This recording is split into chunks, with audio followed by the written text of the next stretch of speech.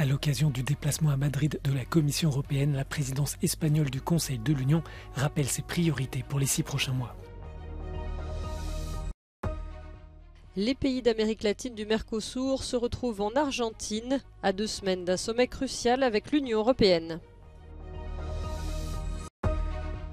Ouverture d'un nouveau parquet international à La Haye, avec pour objectif de tenir les dirigeants de Moscou responsables des crimes de guerre en Ukraine. C'est sous une forte chaleur que l'Espagne accueillait la présidente de la Commission européenne et l'ensemble du collège des commissaires. Ce déplacement marque en quelque sorte le début de la présidence espagnole du Conseil de l'Union européenne. La politique migratoire sera au cours de ce semestre l'un des dossiers brûlants pour Madrid. Le sommet européen de la semaine dernière a ravivé les tensions sur la question avec le refus de la Pologne et de la Hongrie de parvenir à un accord. La présidente de la Commission assure que les 2 capitales devront trouver un compromis et que les États membres avanceront. The Pact for Migration and Asylum, the first important parts have been decided, like the treaty wants us it to do, in qualified majority voting. This is the legislative track, and I'm very confident that we will be able to conclude it. Pour Madrid, une autre priorité sera la réindustrialisation du continent. Pour cela, l'Union devra réduire sa dépendance sur les matières critiques et les composants stratégiques. Cet effort devra se faire dans un contexte international marqué par de fortes tensions avec la Chine et la Russie. Dans cet objectif, le Premier ministre espagnol va chercher à renforcer les liens avec l'Amérique latine. Pedro Sánchez espère conclure des accords commerciaux. Y en este proceso, creo que Europa necesitará muchos más aliados de los que tiene, y desde España estamos convencidos de que la región de la América Latina y el Caribe puede y debe ser una de ellas. La présidence espagnole compte aussi affirmer son soutien indéfectible à l'Ukraine. Les prochaines semaines seront intenses pour Madrid. Le pays s'apprête à organiser à la fin du mois des élections législatives anticipées, au risque de couper le semestre en 2 séquences distinctes. D'autant plus que le Premier ministre sortant pourrait perdre le scrutin. Cambie o no cambie el color de gobierno, es posible que el trabajo de España durante su presidencia semestral no cambie de forma drástica. Desde el Tratado de Lisboa, el peso de la presidencia es menor y el principal rol que tienen los países que la ostentan es ejercer de árbitro ante las reuniones de ministros. Además, esta se trata de la última presidencia completa antes de las elecciones europeas de junio de 2024, por lo que la mayoría de dosieres ya están casi cerrados. Sea lo que tenga que pasar, no lo sabremos hasta finales de julio. L'avenir des relations entre l'Union européenne et une grande partie de l'Amérique du Sud passe par Puerto Iguazú, dans le nord de l'Argentine. C'est là que s'est ouvert lundi un sommet de 2 jours du Mercosur. Principal objectif, trouver un consensus pour éliminer les derniers obstacles à l'accord commercial avec l'Union européenne. Composé de l'Argentine, du Brésil, du Paraguay et de l'Uruguay, ce bloc régional est parvenu à un accord de principe avec l'UE en 2019 après 2 décennies de négociations. Mais le pacte n'a pas été ratifié, notamment en raison des préoccupations européennes concernant les politiques environnementales de l'ancien président brésilien Jair Bolsonaro. La réunion de Puerto Iguazú a lieu 2 semaines avant l'ouverture à Bruxelles d'un sommet UE-Amérique latine, le premier depuis 8 ans, peut être une occasion de conclure définitivement un pacte ambitieux avec à la clé un marché de 260 millions de consommateurs.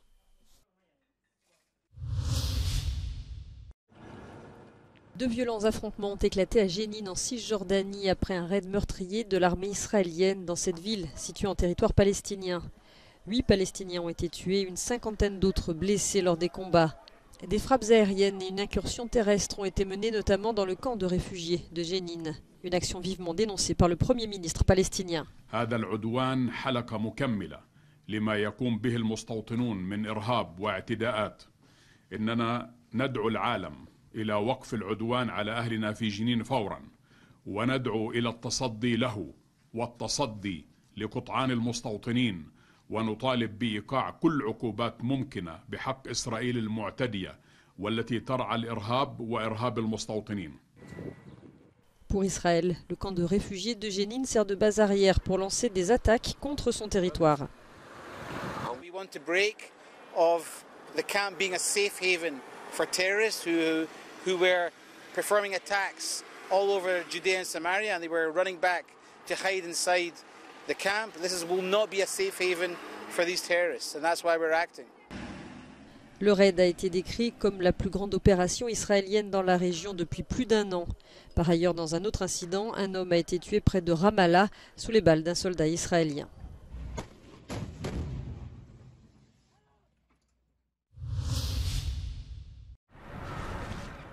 Un nouveau parquet international va ouvrir à La Haye aux Pays-Bas. Son rôle, enquêter sur les crimes commis suite à l'invasion de l'Ukraine par la Russie. Cette nouvelle juridiction s'appellera le Centre international pour la poursuite des crimes d'agression contre l'Ukraine. Elle regroupera des procureurs de Kiev, de l'Union européenne, des États-Unis et de la Cour pénale internationale. The member states will play a crucial role in collecting evidence, identify witnesses and possible suspects, in executing arrest warrants, including those issued by the International Criminal Court, and in ensuring that the perpetrators of such hideous crimes cannot hide from justice. La mise en place de ce nouveau parquet s'est faite sous la pression du gouvernement ukrainien. Russia's aggression against Ukraine and its continuous use of force against sovereignty, territorial integrity and political independence that threatened Ukraine's very existence is not only directed against my country. It stands as a global threat to peace, security and stability. Selon un rapport d'une commission d'enquête internationale du Conseil des droits de l'homme de l'ONU, en torturant, en menant des attaques indiscriminées, la Russie s'est bien rendue coupable de crimes de guerre en Ukraine.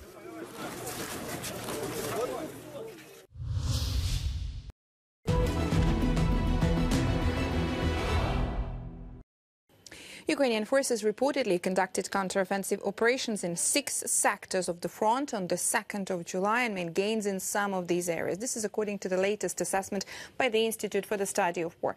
Now let's take a closer look at the map to see where exactly these happened. Now the Russian Defense Ministry and other Russian sources claim that Ukrainian forces conducted offensive operations in western Zaporizhia region. It's this area, also on the administrative border between Zaporizhia and Donetsk region, in western Donetsk region along the Avdiivka-Donetsk city front in the direction of Liman, and in the Bakhmut area right here. Russian bloggers claim that Ukrainian forces advanced specifically southwest of Klishivka. Now, Klishivka is about 7 kilometers south of Bakhmut here. The Russian Ministry of Defense claimed that Russian forces repelled Ukrainian attacks near Bakhmut and Berhiivka, which is 6 kilometers north of Bakhmut. Ukrainian Eastern Group of Forces spokesperson Colonel Serhiy Cherevati reported on the 2nd of July that Ukrainian forces are continuing to advance on the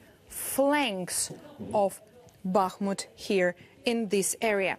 Russian forces are likely responding to Ukrainian operations around Bakhmut by pulling some forces from elsewhere in Ukraine. Ukrainian Eastern Group of Forces spokesperson reported that Russian forces recently transferred an unspecified Russian Airborne Forces regiment from the Liman direction, the area west of Kremina, right here in the direction of Bakhmut. Serhiy Cherevati stated that Bakhmut continues to offer Russian forces more propaganda value than military benefits, and suggested that Russian forces may be concentrating elite forces in the Bakhmut area to preserve the perceived informational victory received from the capture of Bakhmut on the 21st of May.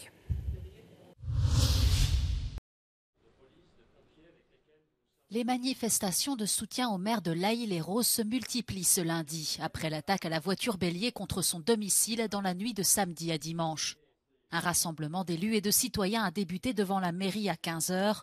Parmi les participants, le maire de Nanterre. Sur cette voie-là, nous souhaitons que justice soit rendue pour Naël et que l'appel à cesser les violences et les dégradations lancées par la famille de Naël, et notamment par sa grand-mère, soit entendu et respecté. Paris a également été le théâtre d'affrontements et de pillages pendant plusieurs nuits. La maire Anne Hidalgo insiste sur la nécessité d'avoir un débat apaisé. Nous avons ici condamné sans aucune réserve les violences et les atteintes contre les biens et les personnes. Mairie, commissariat, bus, tramway, magasins et entrepôts, rien n'a été épargné par la colère provoquée par la mort du jeune Naël par un policier à Nanterre. Des dégâts estimés à plusieurs millions d'euros. Au total, plus de 3200 individus ont été interpellés depuis mardi dernier. Le gouvernement affirme avoir repris le contrôle de la situation et que les violences sont en recul. Il était le dernier vétéran français du débarquement en Normandie. Léon Gauthier est décédé à l'âge de 100 ans dans la ville de Caen. Il avait rallié Londres et le général de Gaulle à seulement 17 ans et faisait partie du commando Kieffer, seul Français à avoir participé au D-Day sur les côtes normandes le 6 juin 1944 pour libérer la France. De nombreux hommages lui ont été rendus. Le président Emmanuel Macron a notamment salué la mémoire d'un héros de la libération. Père de 2 enfants, il vivait à Ouistreham depuis les années 1990.